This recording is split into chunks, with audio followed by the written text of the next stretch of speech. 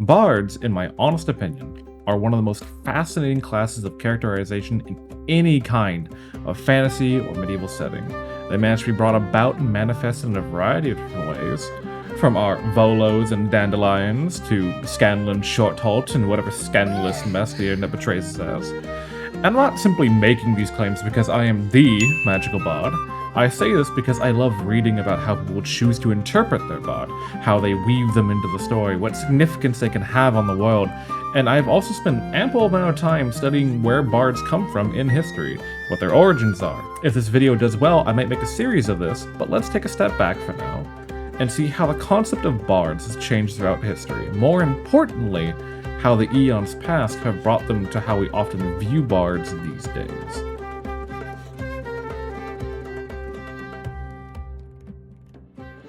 Most modern fantasy portrayed in the Western world gets a lot of their myths from two distinct cultures within Europe, and that is the Greeks and the Anglo-Saxon Nordic region.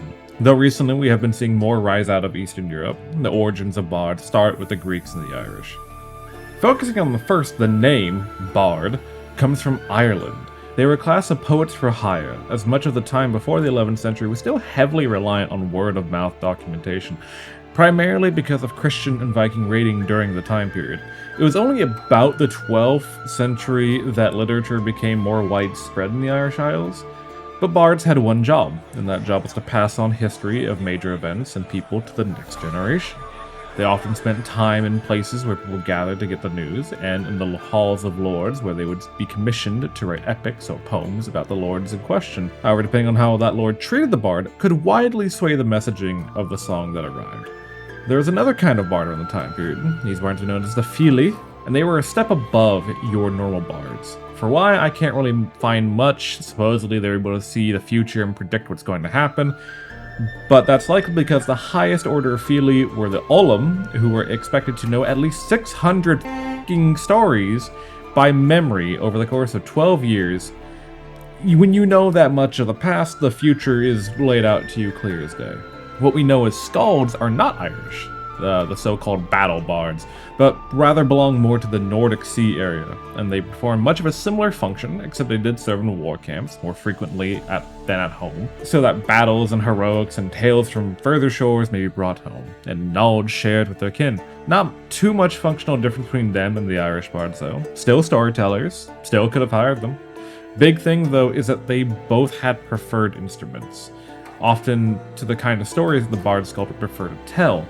The point of the instrument was so that while they were telling the story, they were more adequately able to set the stage for the emotions, and it gets the impact that they're hoping to get as they're passing on the lesson that they're trying to teach. For the Greeks, however, what was most commonly linked to our modern-day bard were the rhapsodies, professional performers who also did epics that were as long as they could get parchment to write on. They are where we get the term rhapsody from, because they would often tie stories together, rhapsody, stitched together, same meaning, and they would do so more on structured stages and plays rather than improvised locations.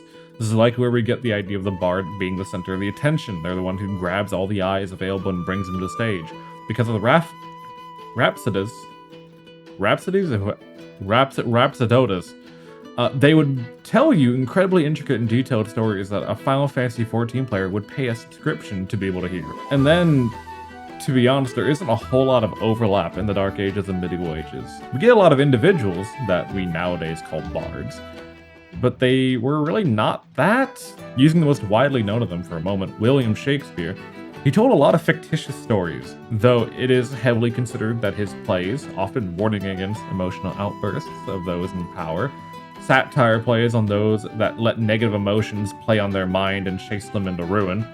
I suppose he could be the main influence on why we consider bards being sarcastic pricks that we have now, as most of his jokes and comedy were very crude, very crass, and very rude for the area. Yeah, that sounds right. Let's go with that. So I sound like I did my research. That makes me sound smart, and people like it when they sound smart. Now, it was the blending of these ideas that inevitably gave us the idea that a bard is a musically inclined individual who often carries an instrument with them, recites epic tellings of the past, and knows what to come of the future. However, that was not where we got them in fantasy. If we want to weave them into our tabletop RPGs, we have to visit the grandfather of modern fantasy, the guy who we point to for a lot of the tropes that people are only recently breaking out of and trying to find new ways of expressing good old Tolkien. Now, Tolkien does have a bard in The Hobbit. However, he isn't necessarily what we would call a bard by this point.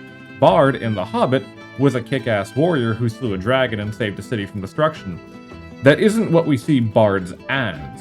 What Tolkien did have was minstrels, and the minstrels were individuals who more coincided with what we presume bards to be: elegant and talented individuals, recording history and stories with beautiful instruments.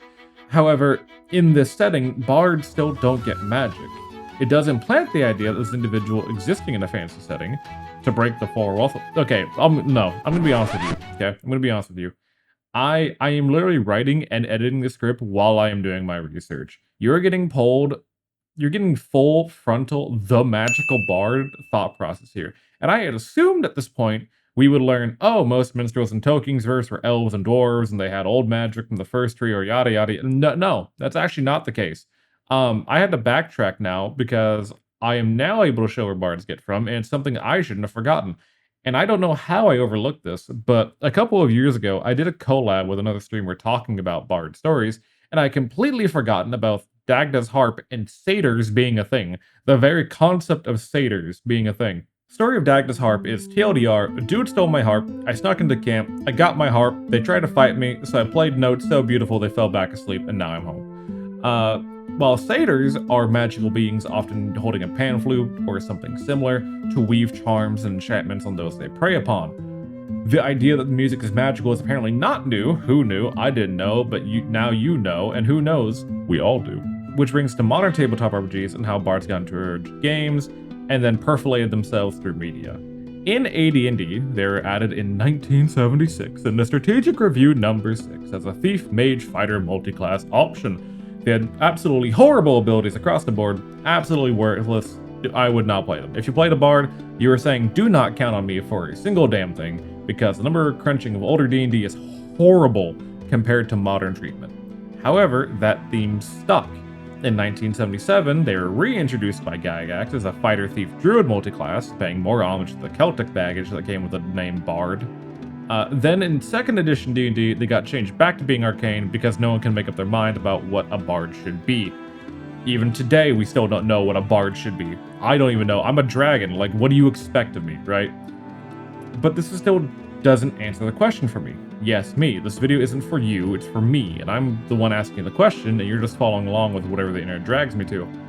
The question of how we got the modern bard that we have these days. And honestly, it just seems like we need to step away from the books and just insinuate based on classic stereotypes. And so let's be real here. Let's be real. For the longest time, tabletop RPGs, war games, all of these things were not cool hobbies. These were the things social outcasts got. And what do social outcasts not get? If you entered sunlight, you were close. But what I was going to say is laid. They don't get laid. So imagine you rock up, it's 1990s, and you just got out of band practice. You sit down in your friend's extra room, most often the basement. You open the book, and there's this class. This identity of someone who is meant to be wise, cool, sarcastic, extroverted. People love to be around them. They support everyone, and everyone does the same for them. And what does your hormonal tween body want? Attention. So you take the class, and a lot of your skills are more often just directed at the RP side of things.